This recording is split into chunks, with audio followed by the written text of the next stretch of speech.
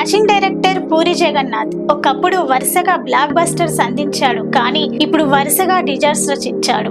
లైగర్, double iSmart చిత్రాలతో నిరాశపరచడంతో next ఎవరితో cinema చేస్తాడు అనేది ఆసక్తిగా మారింది. ఇంతవరకు పూరి కొత్త సినిమాను ప్రకటించలేదు. పూరి నెక్స్ట్ మూవీ ఇతనితోనే అంటూ కొంతమంది హీరోల పేర్లు ప్రచారంలోకి వచ్చాయి, కానీ అధికారిక ప్రకటన రాలేదు.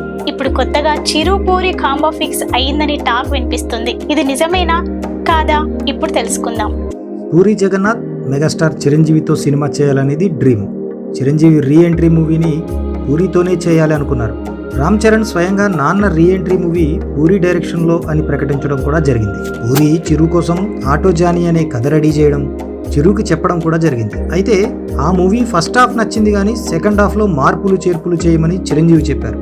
ఆ తర్వాత కొన్ని కారణాల వల్ల ఆ ప్రాజెక్టు ముందుకు వెళ్ళలేదు.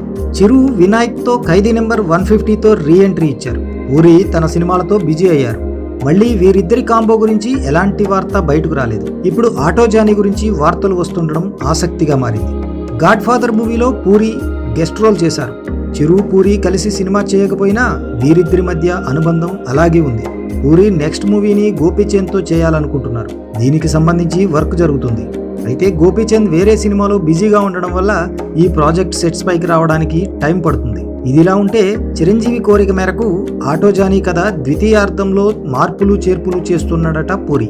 ప్రస్తుతం పూరి ఫోకస్ అంతా ఈ కథపైనే ఉందని టాక్ వినిపిస్తుంది. చిరుతో సినిమా 150 సినిమా కాకపోతే 160వ సినిమా అయినా చేస్తాను, అన్నయ్యతో సినిమా తీసి తీరతానని పూరి అప్పట్లో చెప్పారు. మరి పూరి ఈసారి చిరుని మెప్పించి తన డ్రీమ్ ప్రాజెక్ట్ ను సెట్స్ పైకి తీసుకొస్తారేమో చూడాలి.